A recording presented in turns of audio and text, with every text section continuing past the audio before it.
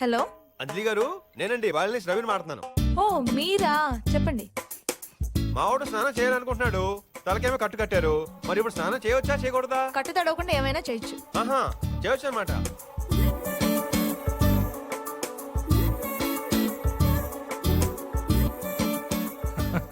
ఇప్పుడు మావాడు గట్టిగా తినాలని ప్రిపేర్ అయ్యాడు. చికెన్ తినొచ్చా, ఫిష్ తినొచ్చా? మీ ఫ్రెండ్ కి జరిగింది పెద్ద ఆపరేషన్ ఏం కాదండి. ఏం కావాలంటే అది తినమనండి. ఆహా,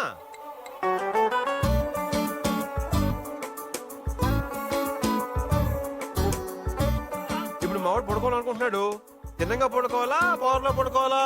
ఎలా అయినా పడుకోవచ్చండి. థ్యాంక్ యూ అంజలి గారు, గుడ్ నైట్. Good night. ఒరేయ్, ఈ ఎదవల్లో ఒక్కడే నా గురించి పట్టించుకున్నాడా? నేనంటే నీకెందుకురా అంత ప్రేమ? డాక్టర్ గారు ఏమన్నారా? ఇప్పుడు ఇదంతా నీ గురించి మాట్లాడాను అనుకుంటున్నావా? మ్మ్హ్మ్. డాక్టర్ గారితో పరిచయం పెంచుకుందామని. ఏదో ఎమోషన్ నువ్వు అని పోయి నార్మల్. ఆఫ్టర్ ఆల్ ఒక్క షర్ట్ సెలెక్ట్ చేయడానికి నన్ను ఇక్కడ దాకా తీసుకురావాలా? Because I like you. What? అదేనండి, మీ టేస్ట్ అయితే బాగుంటుంది, అందుకని తీసుకొచ్చాను. ఎరా ఇటువైపు వచ్చిందటవా? లోపల రావడం నేను చూశాను రా. మరి ఎక్కడ రా? అదిగో అది చూడు.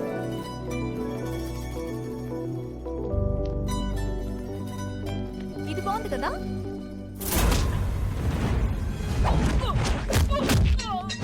అందుకే మిమ్మల్ని అడిగాను. ఓ. వీడంతా వీడియో దొరికాడు. అంజలి, అక్కడ చూడు, మన సూపర్ ఎట్లా ఉన్నారు. అక్కడ ఎవరు లేరు కదండి. మిస్ అయిపోయాడు.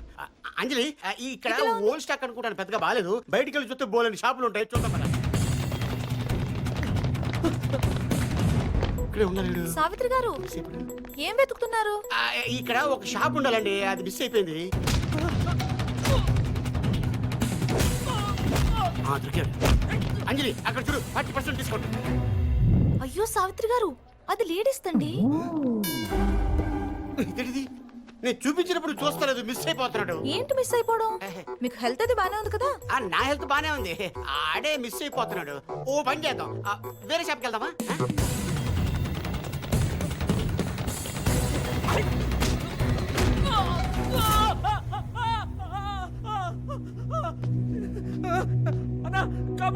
నిన్ను ఎవరు పంపించారో చెప్పు. ఆ నానాజీ గాడేనా? ఆ నానాజీ గాడిని నేనే వేసేస్తా.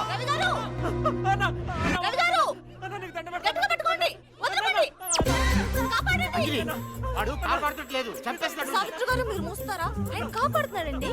నీకు అలా కనబడుతుందా? రవి గారు, జాగ్రత్తగా పట్టుకోండి. పట్టుకోండి. అర్థం చేసుకోవట్లేదు. పడిపోతాడు. రవి గారు.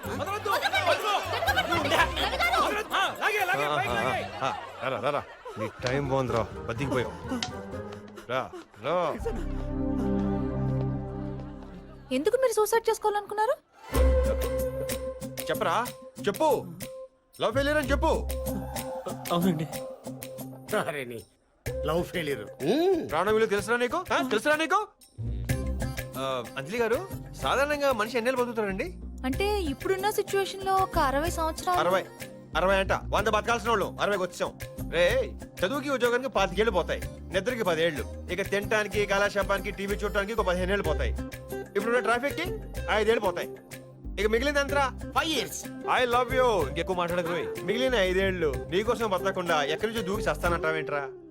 తప్పు కదా? తప్పు కదా? నాకంటే అసలు నచ్చావు. ఇంకోసారి రిపీట్ అయిందో చంపేస్తా.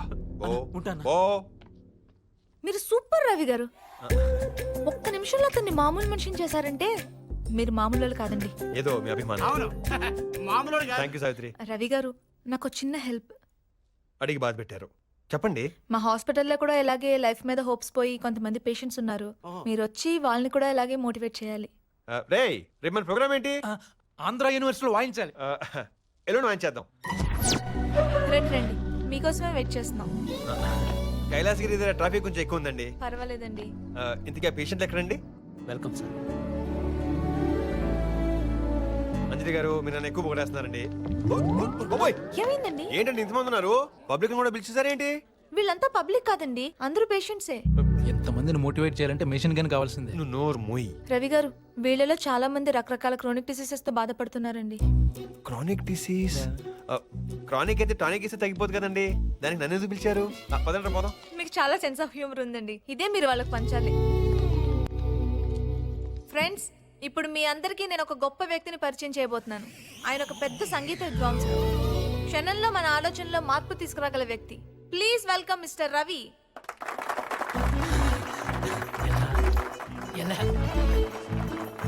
వీడు విద్వాంసు. ఈ దెబ్బతో అంజలి దృష్టిలో లూజ్ అవుతాడు, నేను ఫుల్ టైట్ అవుతాను. నమస్కారం అండి. ఈ గుర్తు మీరు ఉంచుకోండి. అయ్యో వాళ్ళే. Hello, mike testing 1 2 3. తర్వాత నెంబర్లో వాళ్ళకి తెలుసు. మ్యాటర్ ఏంటో వాళ్ళకి చెప్పు. వేదిక పైన ఉన్న డాక్టర్లకి, కింద గౌరవనీయులైన పేషెంట్లకి, పెద్ద డాక్టర్ అంజలి గారికి నా ఆశీస్సులు, నా నమస్కారాలు. అది ఇప్పుడు జీవితం చాలా విలువైంది. ఇప్పుడు అందరూ డాక్టర్ గారు చెప్పినట్టు మందులు గొట్టలు వేసేసుకోవాలి. మరి ఇప్పుడు మన డాక్టర్ అంజలి గారు చెప్పినట్టు మంచి ఫుడ్ తినాలి, బాగా కాయలు అవి తినాలి. ఆపిల్, దానిమ్మ, బత్తాయి జ్యూస్ కావచ్చు, ఊల్చుకొని తినేవచ్చు, గింజలు ఊసేవచ్చు.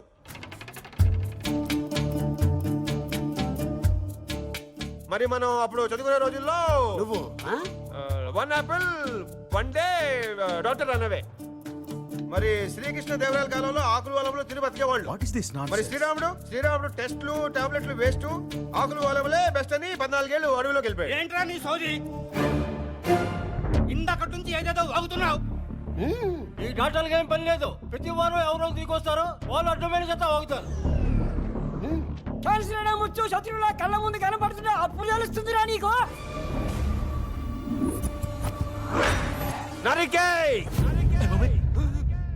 శత్రువు నీ కళ్ళ ముందుంటే డిస్కషన్ ఏంట్రా? నరికి పారేయక. ఆడి కత్తి నీ మీద పడే లోపు నీ కత్తి వాడి మీద పడిపోవాలి. ఉంటే నువ్వు ఉండాలి లేదా వాడు ఉండాలి. ఎదురు తిరిగి నిలబడు, నీకంటే తోపు ఎవడో లేడు ఇక్కడ. ఆయన చావందే ఎవడరా? మీకు మందులు ఇచ్చే డాక్టర్ చావడా, దాని కనిపెట్టిన సైంటిస్ట్ చావడా? అందరూ ఏదో ఒక రోజు పోవాల్సిన వాళ్ళమే. కానీ చావు కంటే భయంకరమైనది ఇంకోటి ఉంది. అదేంటో తెలుసా? భయం. నువ్వు చేస్తావన్న భయం. ముందు దాన్ని చంపేయి, అది నిన్ను చూసి పారిపోద్ది. ఈ ప్రపంచంలో అందరికి ఏదో ఒక జబ్బు ఉంది. కొందరికి డబ్బు జబ్బు, కొందరికి పదవి జబ్బు, కొందరికి కులం జబ్బు, ఇంకొందరికి మతం జబ్బు. అలాంటి మందు లేని జబ్బులతో ఎంతో మంది హ్యాపీగా బతుకుతుంటే మీరు బతకలేరా?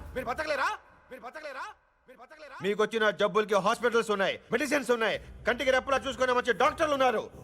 బాధపడుతూ కూర్చుంటే జబ్బులు తగ్గుతాయా? తగ్గవు. భయపెట్టు. నీ కళ్ళల్లో బతకాలని కసిని పెంచు. ఏ జబ్బైనా దానంతట అదే పారిపోతాయి. ఇదేంటి ఇంత ఆవేశపడిపోయాను? రియాక్షన్ లేదు.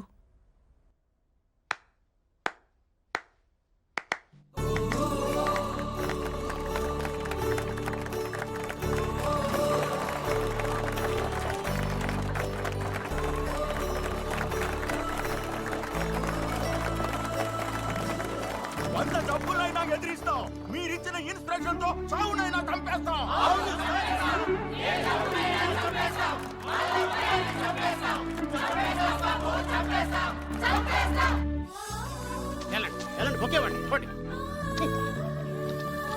థ్యాంక్స్ అండి. చూసారా వాళ్ళందరినీ ఎలా మార్చేశారు? వాళ్ళందరినీ వాడు మారిస్తే వాడిని మీరు మార్చారు. అవునండి, వాడు మిమ్మల్ని కలిసిన తర్వాత వాడు మాట మారింది, తీరు మారింది, టోటల్గా వాడి లైఫే మారిపోయింది.